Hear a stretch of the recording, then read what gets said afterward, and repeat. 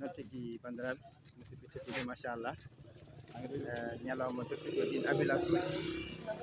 taweteɗi ɗo e nder wuuro gonɗen Gonas e ballal Alaji Abdoulaye Wone Ndiaye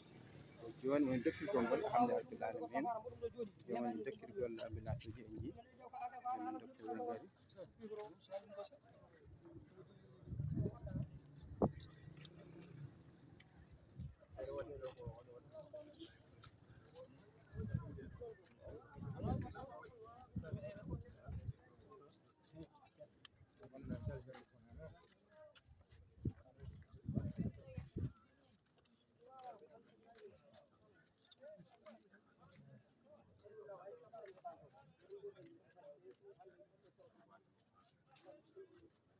ngari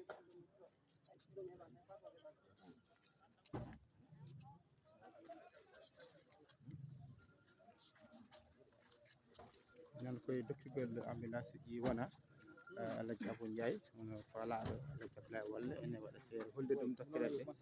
holla hen kadi bandiraɓe machallah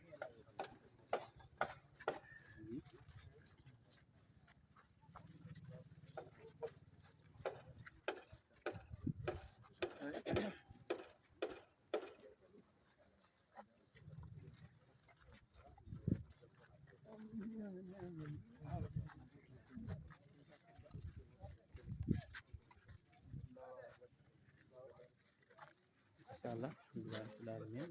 ambulance uji ɗi goni ɗo seeɗen ɓe goni e hollede laamu ngu machallah yi to nder no wayi e sifanade wodi fayida machallah ambulance uji ɗi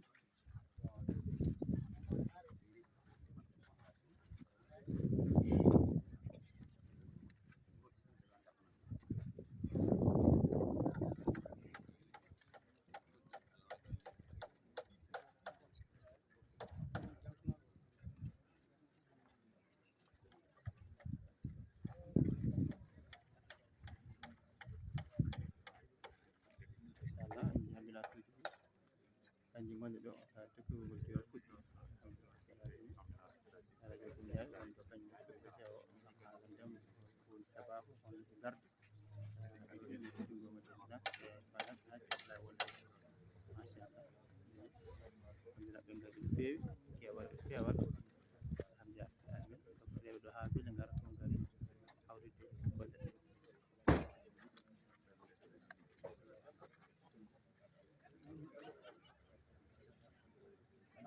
Je vais compléter un peu par rapport à ce que le docteur Sané vient de dire. Quand on parle d'ambulance médicalisée, à partir de ce moment, même le personnel qui se trouve à l'intérieur de l'ambulance compte. Donc, si c'est un personnel qualifié, notamment qui a été formé en réanimation et qui est capable d'utiliser les outils qui sont à l'intérieur, à partir de ce moment, on parle d'ambulance médicalisée. Maintenant, si par exemple tout le matériel est dedans, malheureusement le personnel qui part avec n'est pas qualifié, là on parle d'ambulance semi-médicalisée. Parce que la médicalisation, le personnel prend en charge mais vu que je n'ai pas encore répertorié tout ce que tu as dit, j'avais demandé hier à ce que tu as dit. Mais par rapport à ce que je viens de dire, docteur kawete to nder hôpital o to gonɗo e haade docteur Ba on aperçoit les bons confections qui sont là, des aspirations qui sont là. Là-bas, ce qu'on voit, c'est un défibrillateur cardiaque. Si jamais il y a un état de choc cardiaque là. Donc, tout le matériel vraiment est à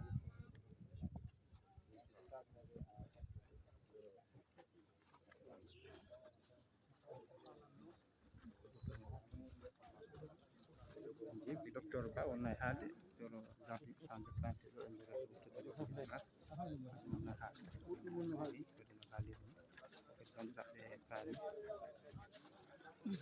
yoɓe jokka rewidade machallah jokka jiɗɗen ndi nder en jiya nder o machallah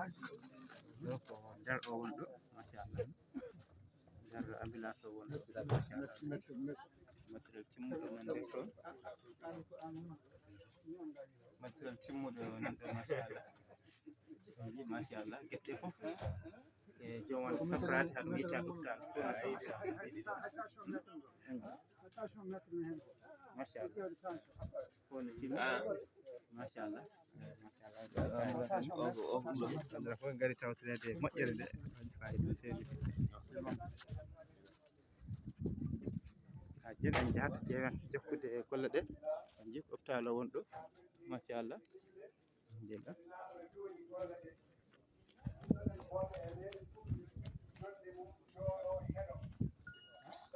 joni ma Amadou Diane Kassé arde meɗen o andina en golle ɗe holno jogori waade serɓe ɗe nani jooɗi lamɓe ɗe nani jooɗi mawɓe ɗe kadi nana jooɗi heddani en tan joni ko enen ne jooɗoɗen keɗoɗen so Allah jaɓima en dañɗo joni ko kuuɓi serɓe ɗen ko jogori naftude en inchallah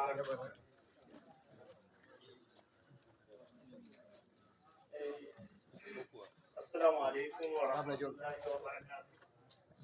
bandiraɓe julɓe musidɓe tedduɓe seeɗe men taweteɓe ɗo ɓe e jinnaɓe men taweteɓe ɗo ɓe fof min calmini min juurima e gardagol ceerno jalal diriba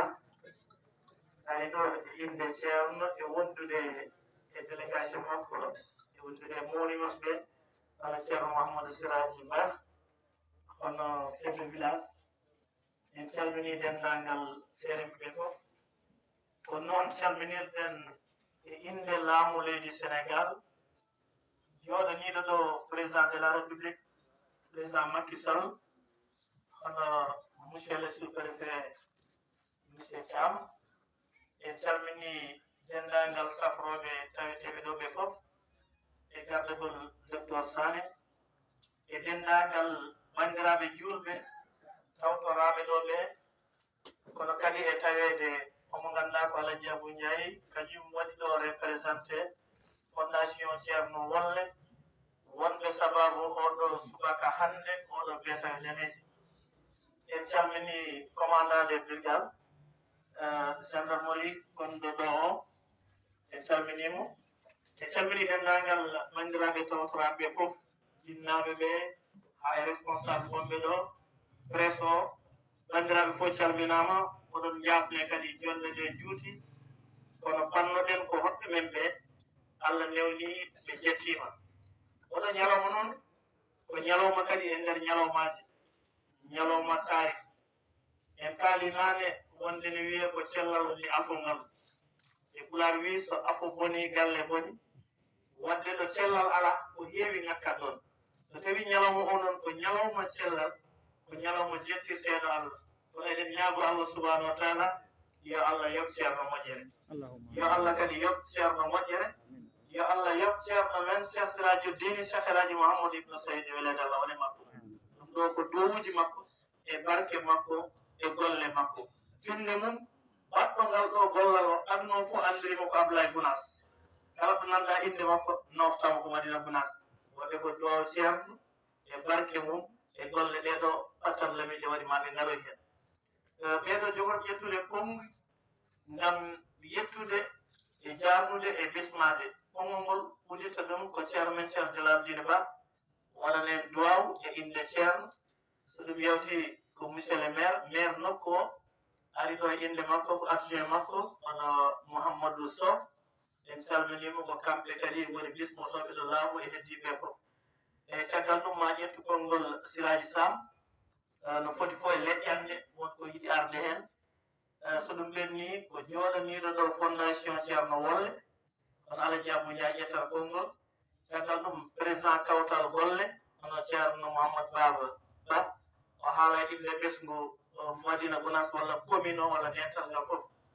so ɗum yawti Diallo Gounas mo ngannduɗaa kañumne wiyete ko Diallo Gounas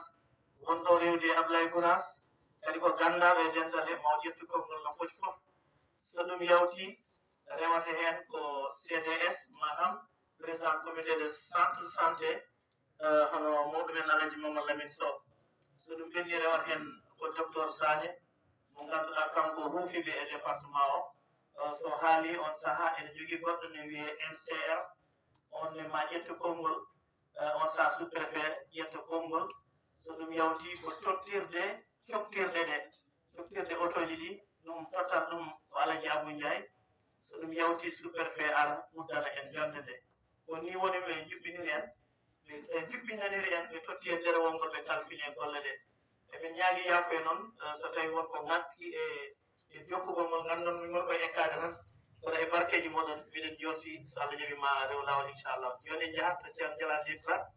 o rokka en duwar mum udditana en goɗɗo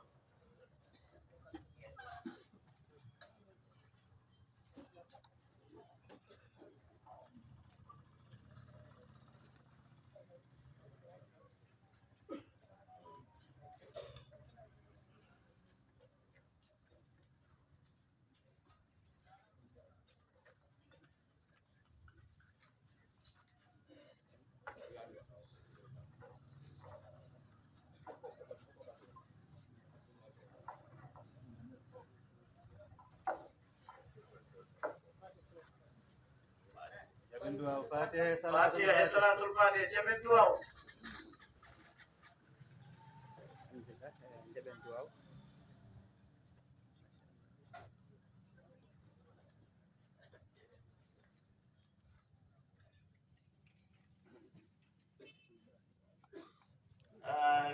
min jarpulaɗo o yalla jaabu duwaw min duwaw waɗam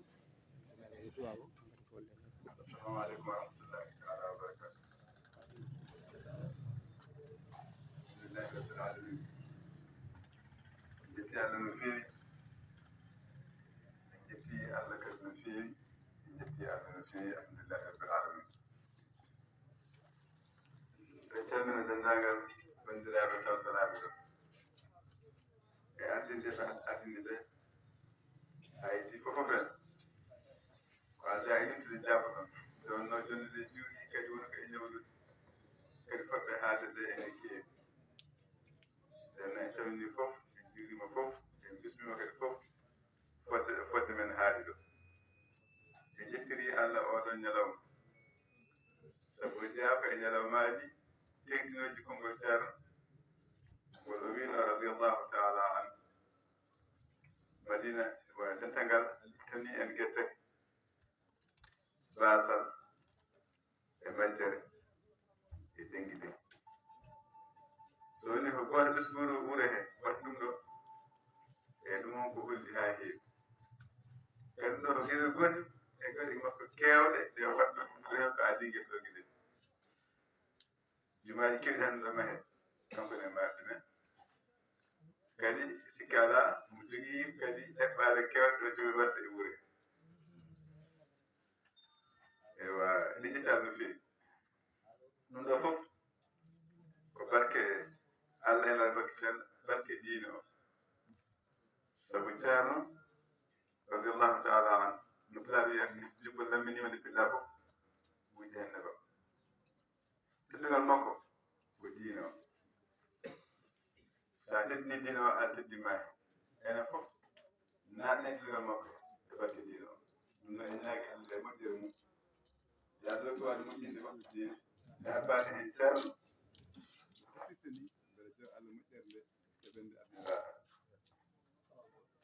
alhamdulillah rabbil alamin en mbawi eɗen jettanam bandiraɓe surtout